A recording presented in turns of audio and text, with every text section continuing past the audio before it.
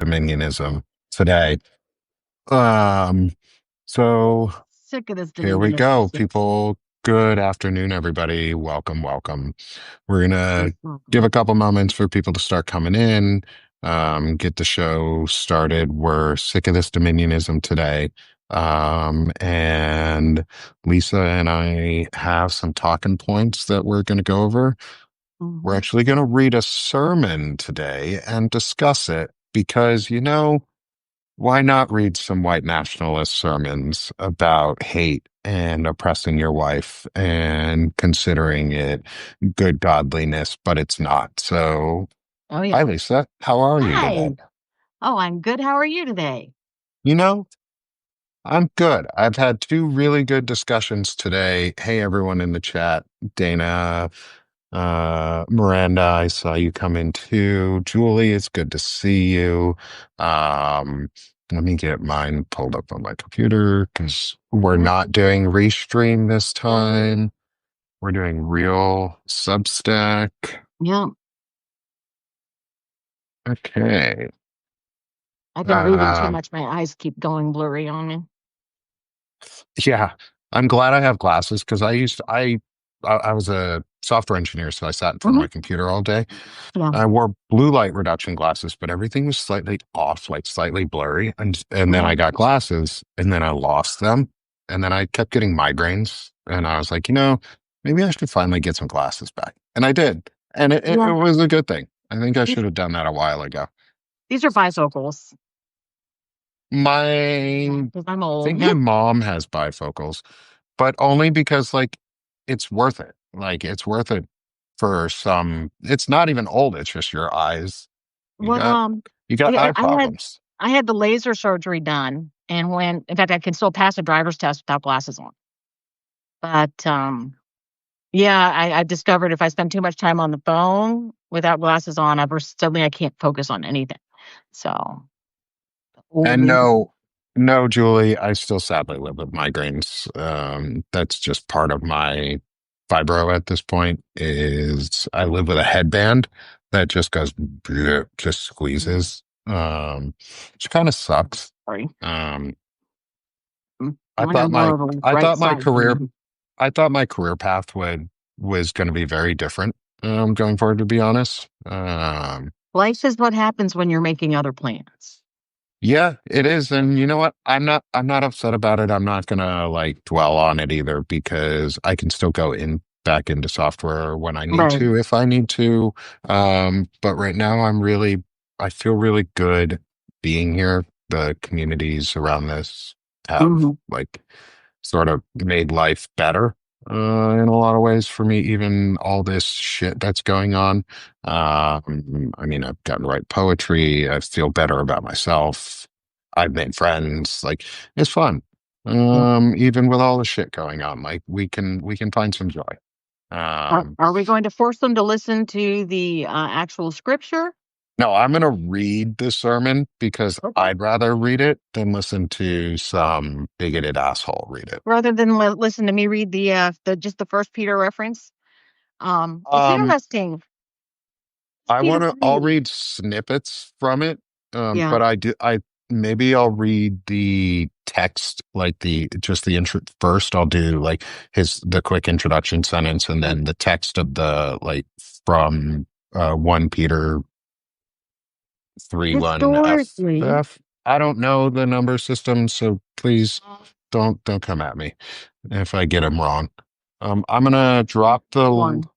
I'm going to drop the link, though, into the chat here.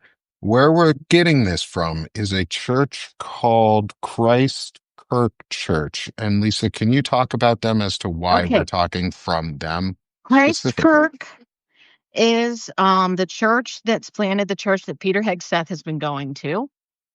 They are a white Christian nationalist church, and they're big in Moscow, Idaho, which is a known white nationalist kind of enclave.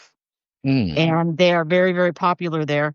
And I was going to point out that this here, First Peter 3, when I was a battered Christian wife, was regularly quoted to me, telling me that.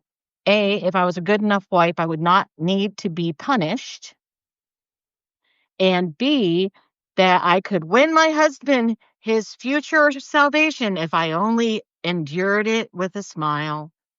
I love how it's all, well, I hate every I single part of it. understand. I hate, well, I'll use my words right because words, I say a lot, words have meaning. Like that was one thing I Mhm. learned in the army. That was something they taught me in my training was words Right. have meaning and words mean things. So use them is hate everything you just said. I really do. I hate the fact that you were blamed for somebody else's lack of control. Like it is not your fault as an abuse victim Oh, that you're abused. And I know you understand, but I'm saying that too for other people is if yeah. you're a victim of abuse, it's not your fault. And you deserve to be protected and you deserve to get away from your abuser. And you Full deserve stop. that because You're a you human being. exist. And Exactly. that's it. Full stop. There's Um, no other arguments for it or against it. You do not deserve to be hurt. no, no one deserves to be hurt. No one deserves to be attacked. Nothing, nothing like that. Right. And it takes forever for to realize it too. Like, well, I mean, Julie, I'm sorry that it's happened to you in your life too. I think it's happened to all of us at this point because we're literally living through a narcissistic abusive relationship from our president. Like we're all being abused right now. Um, and I think we all need to commiserate on that fact. Um, and unfortunately, we, like many abusive situations, we can't get out of it yet, but we can prepare ourselves with knowledge and we can, we can push back. So I think that's what this episode sort of is because we need to talk about Pete Hegseth. We need to Yep. talk about Christian nationalism in the military because it's going to become very apparent very fast. And I had a great talk with Fred Wellman earlier today, me and Fred Pogue, um, about we touched on Pete Hegseth a little bit, and Fred Fred Wellman hates him with a passion at this point, it sounds like, because he's pretty shitty. Like he wants to reform the Crusaders basically out of our military. And I think that's really where people need to put their heads at. Instead of thinking about the military as an apolitical force, he wants to turn it into a new Crusader. Like that's, in my opinion, that's where Pete Hegseth wants to go. What that involves is getting all of the women out, all of the people of color out, anybody who's not Christian nationalists with them. I mean, they'll keep some people of color so that they can't be said, "Oh, we're being like they'll be the chosen, the tokens." Like that's what they're going to refer to them as. This are the token, the token few, basically. Um, and it's all Christian nationalism based. And so let's read a little bit of where Pete Hegseth gets some of his really, really hateful views from. Um, and so I'm going to read, I dropped it in the chat. It is the sermon from Christkirk Church entitled Your Marriage and the Cosmos. The Livingstone Reformed Church is the subtitles for it. So I'm just going to read the introduction, and I'm going to read the text of the from the Bible that they are using as the preface or the basis for this sermon. Um, and then there's going to be a few key parts that we'll read aloud from inside of it itself, because some of them are pretty nasty and they go into his views, a lot of the views on where women should be in Pete Hegseth's mind. And it's definitely not in positions of power or outside of a house. So let's get into it a little bit. So I'm going to read the introduction and the text from the Bible, which is so introduction. Far too many people have a compartmentalized view of the cosmos. We've sorted things out and we want them all to stay put. Butterflies over here, archangels over there, but we cannot seal off one area of life from another, no matter how imaginative secular man gets. He cannot create a world that other than what exists, a world in which Christ is Lord over all. The text. 1. Likewise, ye wives, be in subjugation to your or subjection to your husbands, that if any obey not the word, they also may, without the word, be won by the conversation of the wives. 2. While the I I'm going to stop. That this is a King James version. That's why it's Also, so weird. yeah, because I'm going to say I hate reading the Bible, the King James version specifically, because it sounds so fucking stupid. Like it's nonsense. It just sounds like babble. Um, but Do you want me to get the New International version up? I've got it. no, I'm gonna try and quote what this asshole Okay. was referencing, because we have to get the source the way they do it, because they reference the King James Bible. That's their version. Like that's what That's they because base everything off. they don't like the fact that the New International began using they in certain places instead of he, and Yeah. that was too inclusive. So they Mm, switched back to King James. okay. So I'm gonna try and keep reading this nonsense. Sorry for any Christians who actually love the Bible and care about it. The way it's written is gobbledygook. Uh so 2. While they behold your chaste conversation coupled with fear, whose adorned let it not be that outward adorning of plaiting the hair and of wearing of gold or of putting on of apparel, but let it be the hidden man of the heart, in which is not corruptible, even the adornment of a meek and quiet spirit, which is in the sight of God of great price. That's where they stop. Um, so this whole section and this whole text, um, in what they go into, I'll just start reading a little bit and then we'll stop and talk about it because it gets wild pretty fast. So, summary of the text. Having just pointed to the example of Christ's patient sufferings and exhorting servants to endure even cruel masters by imitating Christ, Peter exhorts wives to adopt a similar manner. A wife is to be submissive to her own husband. Even unbelieving husbands can be won over, not by his wife's nagging, but by her righteous manner. Peter further details that this righteousness looks like in practice sexual purity braided with reverence.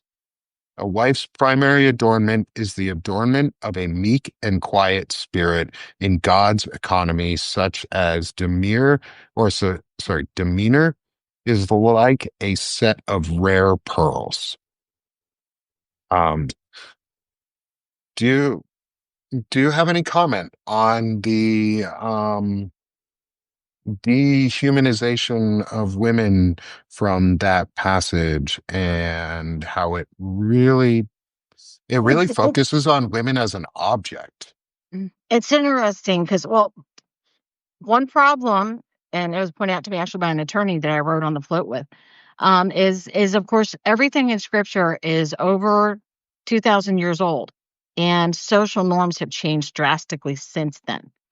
Yeah. Um, and women are no longer property, and women now can inherit things, and women can do all these. And though actually in the Old Testament, there is a passage where two girls inherit their father's estate because there were no boys. So even in the Old Testament, women actually had some status. It's interesting to me that they pull out Sarah here because Sarah has a history of not being a perfect woman. And so it's fascinating to me that they hold her up as the mother of all because she actually gave her handmaiden Hagar to Abraham because she was convinced she would never have a child. Then she got jealous of Hagar and had Hagar and I believe it was Ishmael sent out to the wilderness to die because she was jealous of them. And then, of course, she laughed at the angel, who's actually possibly the angel of God, when she was told she'd be pregnant. And that's why his name was Isaac. It actually means laughter.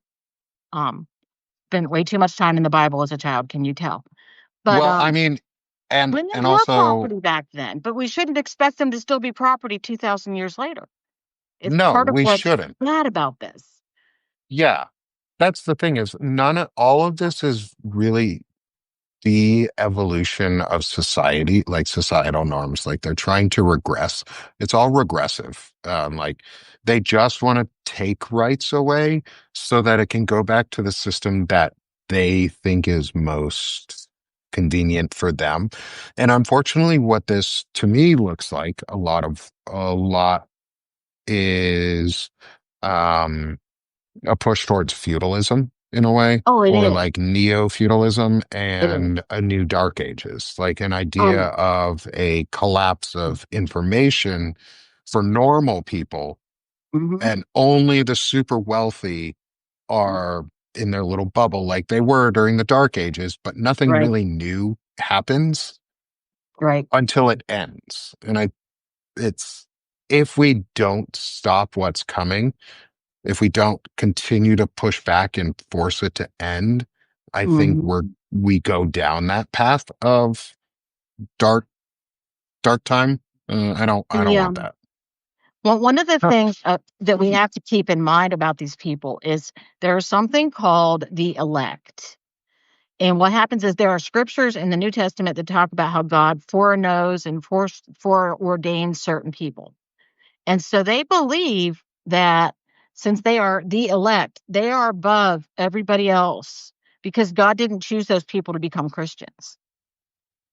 So there is this expectation of these people uh, who are, totally in love with this, that they get to rule everybody else on earth because God picked them for that. Oh, it's all Calvinism. Huh? It all comes back to Calvinism. So I'm gonna. This is from this was an MLA citation from the AP European History Review for key terms, the elect. We're gonna go school here. Like Okay. we learning today. So definition. This is cool. I'm learning too. This is really neat. The elect refers to a specific group of people chosen by God for salvation, a Mm-hmm. concept central to Calvinist theology that emerged during the Protestant Reformation. This Information. belief highlights the notion of predestination, where God has predetermined who will be saved and who will not, which Right. has a departure from the Catholic emphasis on free will and good works. This idea played a crucial role in shaping the religious, social, and political dynamics of reformed communities during the transformative period. Mm-hmm. So it's the concept of five key facts to know for your test at the end of this episode. But 5 feet, I feel like I'm now a freaking history teacher. Um, but these are five good facts to know about the elect, and this is I'm so glad you brought this up. Um, is the concept of the elect was pivotal in Calvinist teachings, emphasizing that salvation is not based on individual merit, but solely on God's grace. Right. Two is John Calvin's interpretation of the elect was rooted in biblical scripture, particularly Romans 8:29 through 30, which outlines the idea of those predestined for salvation.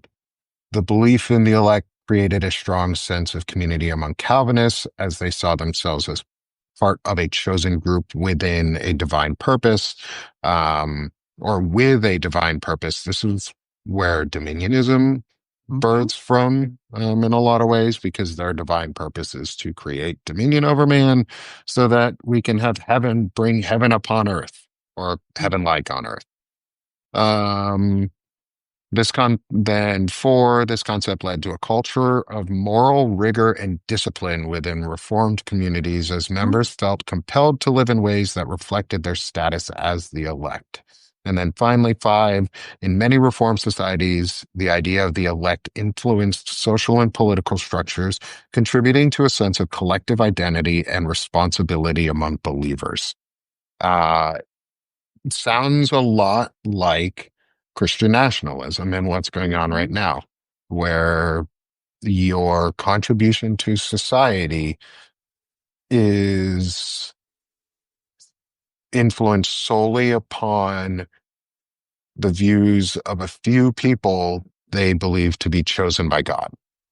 Yeah. And a lot of folks nowadays, those who are most devout, and I'll use the word devout for this, those who are most devout to Trumpism are believe he is chosen by God and that he would be one of the elect and he is a vessel of God And of to course, do their bidding. they believe that because their NAR leadership told them so, not because there's Yes. anything that evidences him to be a possible man of God. He is the Yeah. antithesis. But because Papa structure, daddy Mhm. structure in the very rigid hierarchy or patriarchy of NAR, the new apostolic, Reformation, right? right? New Reformation, Apostolic Reformation. apostolic, thank you. I'm trying to get, I can't get that word. New apostolic reformation. So the NAR, yeah, it's central to their belief is uh the patriarchy. Literally, Yeah. that is their system of belief is Mhm. patriarchal rule, and you are subject to the man at the top. And that Mhm. man at the top is an elect chosen by God to be there. And you Right. don't get to question that. You don't question that. And when the church leadership says Donald Trump is chosen by God and the elect, that means he's chosen by God and the elect, and you don't get to question that. So too bad.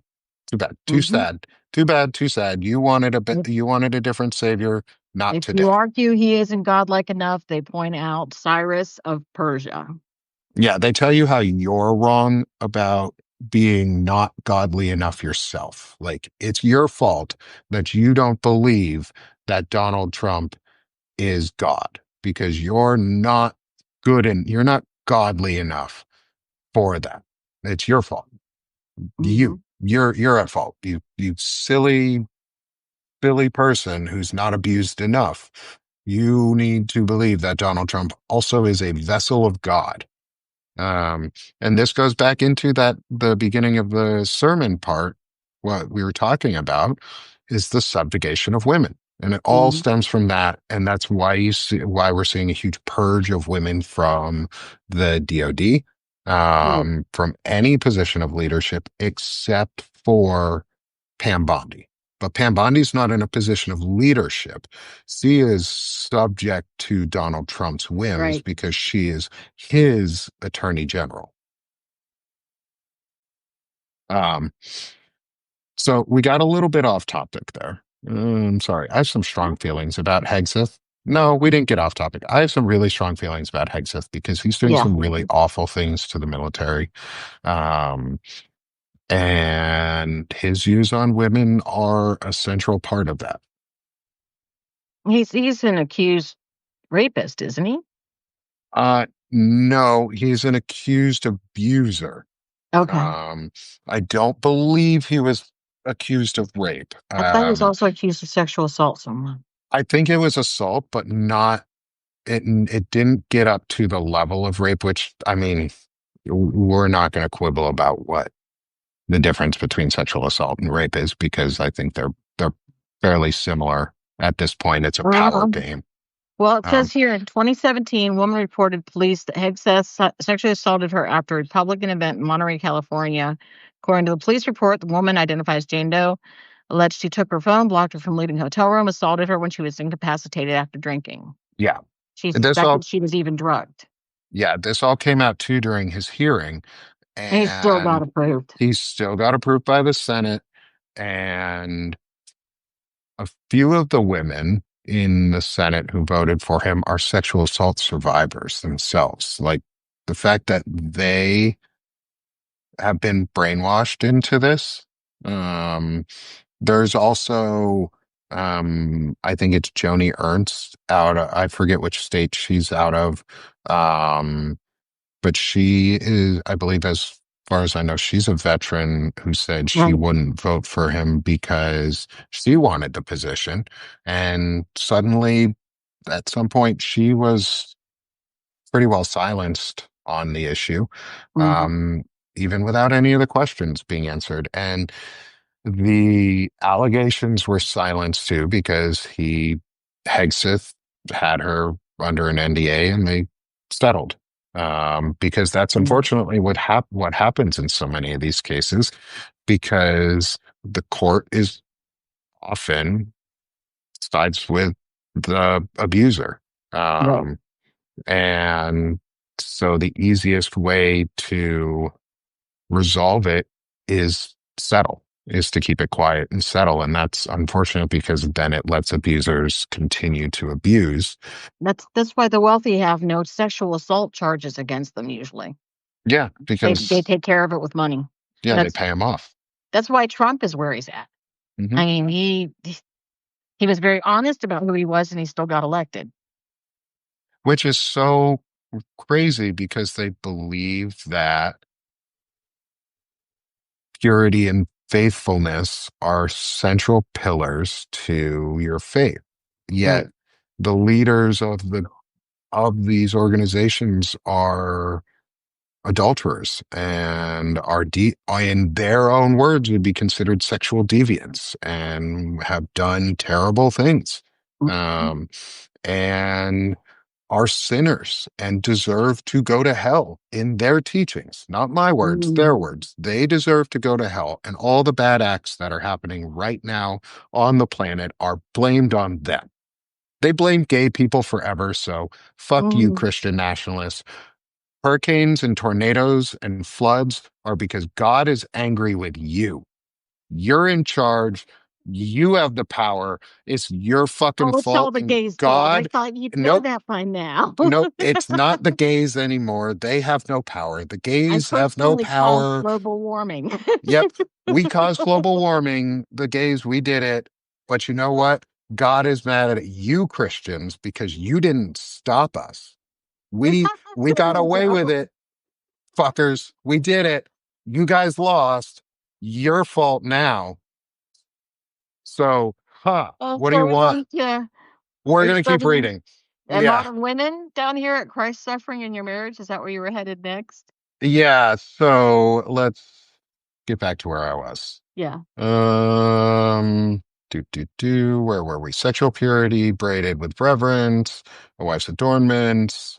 Okay, Peter puts a compelling example before Christian women, their mother in the faith, Sarah, who obeyed Abraham not only in word, but also in deed.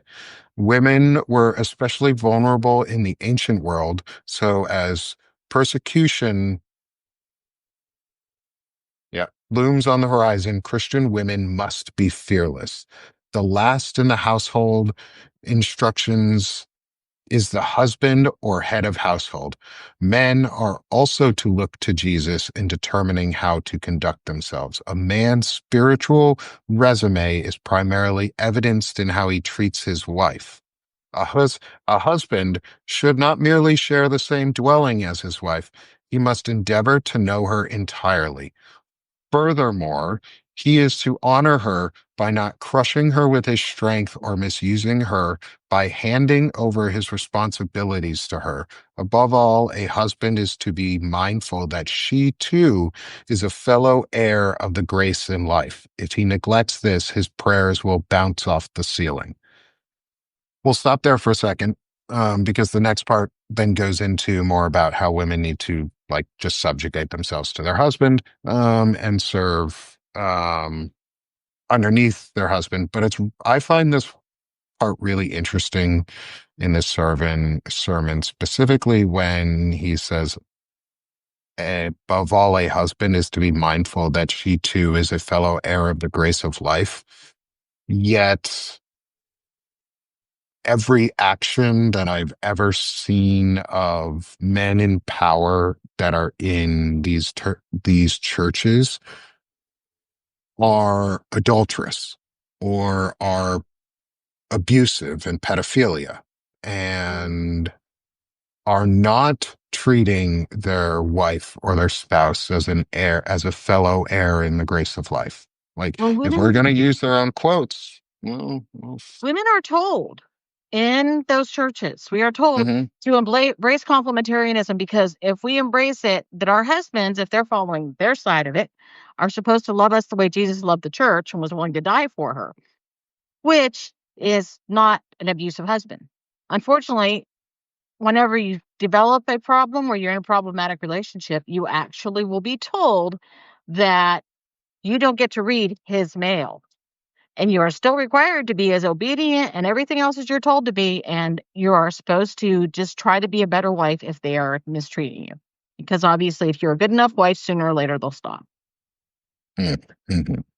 So again, laying the blame at the feet of the woman to take all the Oh, responsibility, even though this patriarchal society says that men should be responsible for their actions because, oh, furthermore, he is to honor her by not crushing her with his strength or misusing her by handing over his responsibilities to her. you got to Wouldn't, realize, though, they only have one responsibility. As a what, man in a patriarchal relationship, your only responsibility is to work and make money. The yeah, entire well, household is her you're right. job, the kids are her job. And if you tell her to get a job according to their rules, she works because you tell her to, and she gives you her money because she doesn't own it because you are in charge. Yeah. Yeah. It's like you say those words, and I just envision youth pastors like being abusive to teenagers, and that's really like I've watched enough. I've watched my wife and I literally watch every cult documentary we can about specifically about like Catholic and Christian and like Mormon Mhm. um cults and the effects on people because of that or like Jehovah Witnesses and some of the more like super fundamentalist side of things because I mean up until recently we didn't realize like that was about to be what everybody was getting into Right. was a giant cult but I'm glad we learned on it because it's prepared me for some of this subjugation that they want to instill on people it if you watched any of those shows on Netflix, like just go to Netflix. It's easy. Like MAGA people could do it too. All they have to do is like turn on a TV and go to Netflix. I know you're not supposed to have TVs and internet and things, and I think that's part of the control, but maybe we should just like break a couple people out, get them on Netflix and have them watch a documentary or two because they'll see real quick. They'll be like, oh shit, that's us. Or like the Mole People TV show. Um, like I don't recommend that show because that the actress on it has a sketchy past. But I mean, it's kind of true about like fucked up society. Anyway, um, so all of this, we talk about this though. Let's reframe it. Make sure I reframe it back towards Pete Hegseth because that's Mhm. really where this conversation needs to stay in terms of Okay. like who this. Uh, in my mind, not yours. Doesn't have to be yours. My mind is I need to keep this on Pete Hegseth Okay. because I need to.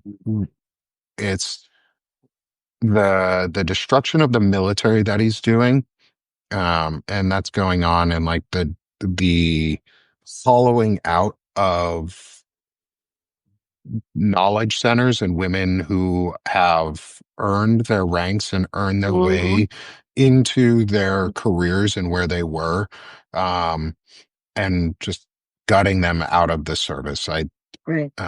all of that stems from this belief that the only place a woman has is serving her husband at home Yep. and managing the household. Like that's what it comes down to in the end is like you said, there's only one job for a man and it's for him to work and not for a Hmm. woman to work. Her only Right. job is ever manage the house, have babies, manage house, have babies. M- And Maybe if care you're, for the babies. yep. But if there's enough kids, then the kids can care for the babies. So it's not your problem anymore. So keep having babies. Well, that takes us into quiverful, which is a whole other subgroup inside this mess. Oh, I'd be interested to talk to you about We need to have a quiverful discussion one day. especially in like in reference to like the Duggars and Hmm. Yeah, they're quivering. the Huckabees. Hmm. Because the Huckabees, or my governor, Sarah Huckabee Sanders, are best friends with the Duggars, and Mike Huckabee, just also who is the old governor of state of Arkansas, and Sarah Huckabee Sanders' And father, he's is also now the ambassador to Israel. Israel. Yep. And he is a Calvinist Christian Oh nationalist who yeah, believes in this. So they're everywhere. they are. Literally, they are the government right now, They are. um, with nobody to stop them. And 30% of our country actually agrees with them. I mean, 70% of us don't. Well, I think that 30% number is subjectively overblown, but not by Um, much. But it's also more, I think 30% of the country would go along with anybody who told them that they could control their life and make it easier for them, because like a psychological experiment, the Ash experiment shows that right. like 28 or 20 or like, but I forget if it's 28 or 38% of a population will always go with the easiest option if it's even if it's the most cruel, if it's framed in the easiest way for them. Um, and we're seeing that right now. Well, Um, the research, public religion research, whatever, they said overall, 3 in 10 Americans qualify as Christian nationalism adherents at 10% or sympathizers at 20% additional, compared with two-thirds who qualify as skeptics, 37% or rejectors, 29%. Um, so 10% are definitely fully into the Kool-Aid, and the other 20% are close enough that they aren't totally worried about it happening. yeah, So, yeah, and it all comes back to, in the end, though, is they here in all of this is it's the deconstruction of the Constitution is what they're trying to do. Is the Constitution is in their way of creating a theocratic state. Um, Donald Trump is a tool for the Christian nationalists. Donald Trump himself may not be a Christian nationalist. He is right. definitely a racist, and he's definitely a bigot, and he's definitely an abuser and fraudster and all of the other things. But there is no direct evidence that he himself would be, He's say, just, he thinks he's he's just a using tool. them.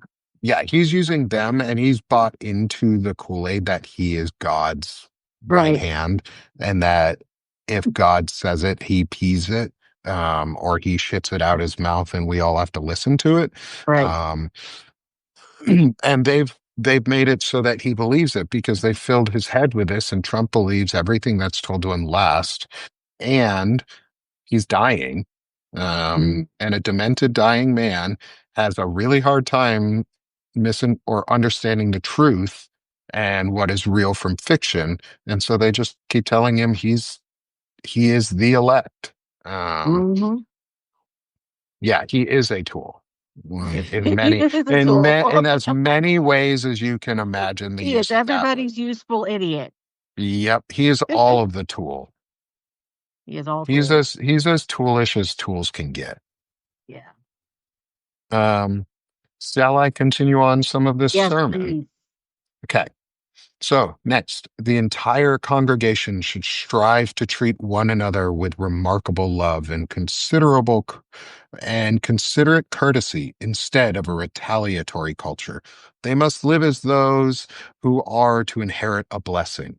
To drive all this home, Peter recites a lengthy sketch of Psalm 34, which reminds us that since God has delivered us, we ought to conduct ourselves according to the new life which that deliverance ought brought about for us. Peter then reiterates his teaching from the previous chapter. Most of the time, doing good is not met with punishment, but if they do suffer for righteousness, they are to remember Christ's teaching that immense blessing rests on those who are persecuted for righteousness' sake. Therefore, they must not be fearful. This way of living is going to raise questions, so Christians should be prepared to point to the hope they have in Christ, even when condemned as evildoers. So they're even admitting in their own words, in their own sermons, that they're evildoers. Like they're having to justify to themselves that the righteousness of their act is what will get them into heaven and not the act itself. And just because they did it in God's name with enough fervor, they'll go. But it doesn't have to Well, be good. there is also this constant thing, and this is actually more to me, it's more pointing towards that. They are constantly being told they are being persecuted. Yeah. And as they get more and more into militantly proclaiming they run the country, they are getting more and more pushback. And to them, that's just persecution. And so they're telling them, hey, go ahead and keep trying to run the country because it's all good because you're being persecuted for doing what God tells you to do. Yeah. Yeah. It's So it's I'll have ugly. you talk on that for a second because I'm still gonna be here. I got a Okay. text message from someone that I need to Okay. respond back to. Well, it's interesting because this goes on into baptism, which if you haven't come from that kind of a tradition, in like Methodist churches, Anglican, Universal Unitarian, and Catholic, baptism is done at a very, very young age, and it's supposed to show dedicating your child to raising them in Christian principles. And in churches like this one and the one I grew up in, they have baby dedication, which has no water involved because they believe baptism is a specific choice based on belief. And that you believe, and then you get baptized to show everybody you believe and you've made this covenant with God. Um, and it talks about water judgment and Noah's day where, supposedly he flooded everybody, etc. What's interesting in this church, and it's something I've read in other stuff, is I was trying to read more about the church and said I was going to read sermons next, and he read a sermon while I was looking at this. But they are a living rock thing. They were talking about how you have to tear everything down to build it back up, which to Mhm. me really echoes to what they're trying to do in the government. Yeah. And it talks about how stones become living stones once you tear them apart and build them up. They become, of course, living stones of God, supposedly. Um, So I kind of went through the next chapter, which is just about baptism, and kind of Yeah. skimmed it and skimmed it because the really meaty part about what they talk about women really starts in Christ's suffering in your marriage, which is when they put all of this really on the woman's job to make everything in the world work. Yep. Yeah, let's skip down to that part because we've gotten into the We only have we've 15 minutes. yeah, we've only got 15 minutes and I've got a call after this that I Okay. um gotta make um for an appointment date on Thursday. Not work related. But Cool. let's get back into this part because the subjugation and like the oppression of women is a huge component of all of this. Like we are going to start seeing really, really quickly and really, really strongly, they're going to be pushing for subjugation laws against women. They've already tried Mm-hmm. it with the SAVE Act for voting to Mm-hmm. make it harder for you to be able to vote, Right. where you have to have your maiden last name or whole bunch of documents to prove that you somehow changed your name or why you changed your name, even though it shouldn't be any of their fucking business because you've already changed your name and it's on there and you've said that and you've registered before and you shouldn't have to do it again. Right. And what about no one shall, or this right shall not be infringed, like your right to Mm-hmm. vote shall not be infringed, which means you don't get to infringe upon my right to vote. You get to Right. recount it afterwards a whole bunch of time to make sure that only the right people voted, but you don't get to tell me women can't vote. Like fuck Right. off. Women fought hard, men and women specifically fought their asses off to be able Mm-hmm. to vote. You don't get to take that shit away. Fight me. Like I'll be in the streets. If they overturn Obergefell for same-sex rights, I'll be in the streets nonstop forever for the rest of my life. I'll film in the streets. I'll fucking because that's hot garbage. And this is where the subjugation. So let's get into this sermon on it. Right. Christ's Suffering and Your Marriage, entitled Modern Women Are Encouraged to Be Loud, loud in their defiance of the patriarchy, loud in shouting their abortions, loud in their immodesty. They are encouraged to make their voice heard. All of this is undertaken in order to revolutionize the world. Peter sets before Christian women a model for feminine virtue that offends the modern feminist. First, Christ suffered while entrusting himself to the justice of God. Second, Sarah, as the mother of faithful women, exemplifies the potency of a wife, quietly and respectfully following where her husband leads. She now has daughters spread across the entire world. A wife who is sexually faithful to her husband, diligently reveres him, meekly and quietly goes about doing good in her home without fear, is making the most potent statement that can be made. She is stating that her faith and hope are in Christ, who suffered cruelty but is now exalted as judge over all heavenly and earthly authorities. Let's stop there for a second. Yeah, I felt the bile coming up too, Julie. I hope you guys don't mind that I get into it. Like when I read things, I try and get into the mindset or um the the intent behind it because I love creative fiction. I love fantasy and creativity. And so I come at this as though it's fantasy right now, even though I know it's true, but I'm reading it from a mindset of as though I would read a fantasy novel so that I don't have to like internalize the emotion of reading that. Um, Yeah, because it's gross. Like Julie's emojis were right. The vomit emoji is about the best that can be put there because it's really gross. Like those that literally goes against everything I was taught when I grew up. And like I grew up in a Judeo-Christian household. I have both Jewish and Christian roots. Like I I've seen a lot of it, and this behavior is foul and disgusting, and it's not what my friends and the people that I grew up with were taught right, of Christianity. This isn't what I remember Christianity being when I was a kid. right. I know it's different for you. Um, and I really want your thoughts on this because you I lived this. recognize so much of this.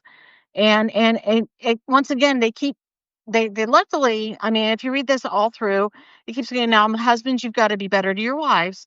And so it sounds like it's not so bad. But what happens is that usually for every good quote unquote Christian marriage, there are a whole bunch of them that are far from it. And when Hmm. you get into any of those, it immediately becomes the wife's responsibility to win her husband, literally. It becomes her responsibility to quote unquote behave well enough to win him, to do things that make him happy, et cetera, et cetera, et cetera. There is Yeah. no everything falls to the woman, and what doesn't can be assigned to her by her husband. Yeah. And like I look at this and one of the things I see going through part of it is I'll read this section is a godly husband is called to intricately know his wife, her needs, and her capacity. He must continually bear in mind that she's a comparatively weaker vessel, like a porcelain tea set compared to rugged camping gear. Your husbands did not marry a man, so do not treat your wife as if she were. Instead, fill her with love, financial physical, financial, and spiritual love. If you don't do this, you are sabotaging your own spiritual authority. And it would be really nice if men actually lived like that. Yeah, it probably would be, but and at the same time, yeesh, like I don't I'm an adult who has to take care of himself Hmm. and uh two kids Right, and help with a partner who right, also takes care of herself and two kids. right. Why would it then like one, I don't want to have to be responsible for another adult at all times for all things because that's so fucking burdensome. Like, if you've ever tried it, if you're a dude who's ever tried that shit, like I have, not on purpose. We didn't purposely do it. Like my wife worked at home, stayed at home, was as was an amazing homemaker. Like she Hmm. is an amazing homemaker, not by purpose, but she chose to do it. It was financially the right choice when we did it. And it also allowed us to be closer with our kids. But I didn't subjugate my wife. And every time my wife wants to go and do something, I encourage her to go do it. Except one time because I knew it wasn't going to be good. And it was an industry that she wanted to get into and she got into. And the people who work in that industry that are above where she was are rather abusive towards people underneath them. And I really didn't want her to have to go through that. So she Right. did eventually quit that one actually fairly quickly. So that was good. But anyway, getting back on topic of like this, this whole thing is like, I don't want to have to be responsible for another adult at all times. It's super burdensome. It's super burdensome. Oh, Like yeah. I worked so miserably hard and long for months because I thought I was the only one who could do it. I convinced myself because everything around us convinces us that the only worth you have as a man is productivity, is you have to Right. be productive. Your only value in your family is how much money you bring back. That's pretty much what they're telling you. Like they say that physical, financial, and spiritual love. Well, physical means you better be fit and you better go buy into the fitness culture, toxic fitness culture. And if you Mhm. don't, you better at least be bigger than your wife, um, Or it could mean sex. or They actually sex. talk a lot about sex in the New Testament, believe it or Oh, not. okay. Um, but the second one is financial. Like Hmm. you are financially, she is your burden. Correct. What this church is saying is your wife is your burden that you have to care for because she is a porcelain teacup that if you drop her, she breaks. I don't know if one of these assholes has ever met my wife, they fucking try that shit and she gonna snap their neck. Like, n- uh, no, like that's like you. I've been teaching my daughter her entire life. You're a strong, independent little girl. And you don't need anybody else. It's not, you don't need no man. It's, you don't need nobody else. But if you want someone, let them be your partner. Like they need to be your partner in life because this is not partnership. What they're teaching in these churches is subjugation and abuse and control. And it's the reason men are the way they are. It's the reason so many men are as abusive and controlling as they are right now is because they bought into this toxicity that we have to be the only ones who produce and that we have to treat our wives or our girlfriends or our daughters like they're little tiny little teacups and we can't touch them and we have to put them on a shelf because our big old man hands will break them and Now, they have to be on the shelf and we have to laud them, but they serve us. oh, they serve you. One of the things I'm afraid of in the possibility of dating again is I am so wired to take care of everything. Do all the laundry, do all the cooking, do all the cleaning, pick up your dirty laundry wherever you leave it on the floor, make your errands, run your errands, make your list for you, remind you what you're forgetting. I look at the idea of dating somebody again and I get exhausted thinking about it because it is the only way I've ever functioned in a relationship because it's what I was raised to be. Yeah. And I do Yeah. not know how to function in a relationship where I'm not the constant 100% on all the time caregiver. It's almost like we need Substack to have these conversations so that we Yeah. can deconstruct these things and do therapy for ourselves without therapists because we're not licensed. I'm not a licensed No, that therapist. we can't Uh, afford a therapist anymore.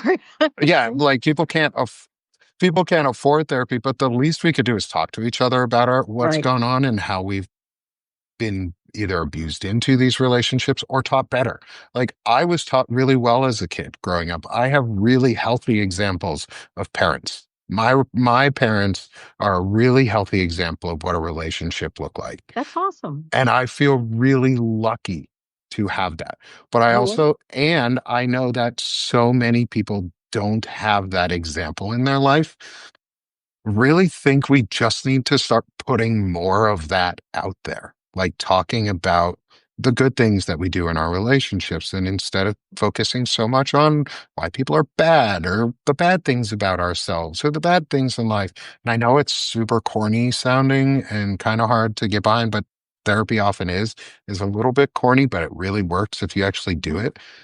Maybe we should, mm, as part of this, as a counter to these things, is we talk about the best qualities that we can and we know about our relationships, Mhm. um, and how to treat each other with respect and caring and kindness. And one example of that would be I was on the phone with my wife yesterday, Mhm. and this is a simple thing, you guys, men, you can do for your spouses, girlfriends, boyfriends, whatever. I was on the phone with her and she had two kids in the car. They were loud, they were tired. She was tired, she was overwhelmed, and we were trying to figure out dinner. And I was going to make the stupid mistake of saying, "Hey, can you stop at the grocery store on the way home?" I say it would have been a stupid mistake because I could have gotten in my truck and driven Mhm. from my house to the grocery store. Before I said it, she stopped me.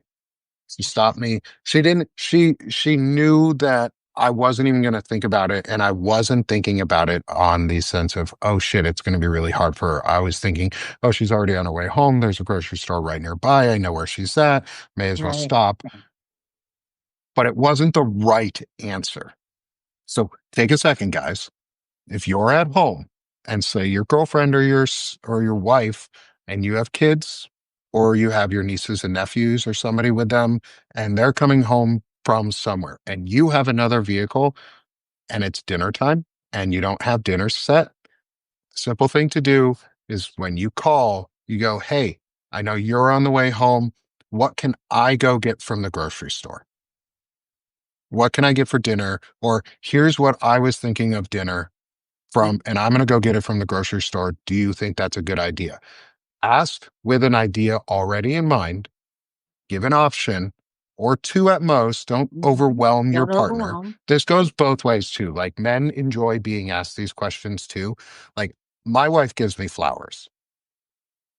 My wife gives me flowers because she knows I like flowers and she knows it makes me happy when I get them. And I think more men need that. So if you just have a dude friend that you enjoy, send him a flower. Don't even tell him. Just send him a flower. It'll probably change his day in a way you've never changed that guy's day. He's never received a flower in his life. If you can imagine, 99% of men have never received flowers in their lives. Change their lives for the good, not because you want anything from them. Not just if they're a friend. Men too. If you have a male friend that you know that you're just a dude friend with, send him a flower, man. Send them a note that says, "Hey, bro, you're awesome. Take care of yourself." You know why? Because it counteracts this programming of hate and like self absorbed righteousness. And it Mhm. reminds them that other people care about them. And when you remind people that other people care about them, there's a little switch that goes off in our human mind that goes, "Ooh, I want to care about other people too sometimes." And they tend to reciprocate. Um, Mhm. but that's just my opinion on it. I know we're at the top of the hour, Yeah. Lisa. I spent a lot of time. I want to give you the end to close out and say and close this conversation out, because to me, it's been a great one. I've learned a lot, and I'm excited to talk again on Thursday with you. Great. My big thing actually would probably be to follow up on what you said. Sometimes the best thing you can do to to make somebody's day, you'll never possibly see them again. But if you sincerely see somebody and there's just something very striking about them, or even if there isn't, you look for something striking, but you look at somebody and say, "Oh my God, I love your dress today." That will actually carry the rest of their day. They'll be like, "Somebody liked my dress. I didn't even know who they are, and they liked it enough they said something." But don't say it, men, I'll caveat this, men, do not say it about their physical appearance. Do We'll not say it about compliment somebody about their physical appearance. If you do this, go out and tell someone exactly what Lisa just said. Hey, your dress looks fantastic. Or that's it. mhm, Like, that's all you have to say. "Your Hey, I really like your dress. It looks really good. It looks really nice. your hair is great today." Just Yeah. but, yeah, make it specific because if it's just, "Hey, you look wonderful today," I'll be like, "Oh, okay, yeah, everybody says that to her." It's not the same. You have to have a specific but compliments, a real honest to goodness, "Don't you dare go there, Julie." Julie. That's like the Fred Pope. Fred and I talk about this all the time. That's his version of like I we talk about the women shouldn't have to cross the street or shouldn't have to feel like they need to cross the street. And we joke about it is he makes people feel comfortable by then chasing after them, screaming, "I'm safe." That's how you make women know you're safe, is you scream at them and tell them that you're safe. And make sure you carry a big stick when you do it too, so you're not threatening in any way. But no, in all seriousness, though, Lisa, I want you to finish that thought that you're on because it's a great one. Yeah, it's some I'm Ellie just said that somebody told her they left her shoes last week, and she's still thinking about it. So, give people a little joy this week, you know? That's the best we can do because this is gonna be a long haul we're going through. We're not going to fix our country in a day. Mhm. So, remember to be kind to everyone else because it makes a Exactly. difference. Thanks, Lisa. It was so much fun talking to you. Yep. Talk to you again on Thursday. Talk to you again Thursday. Bye, Bye, everybody. everyone.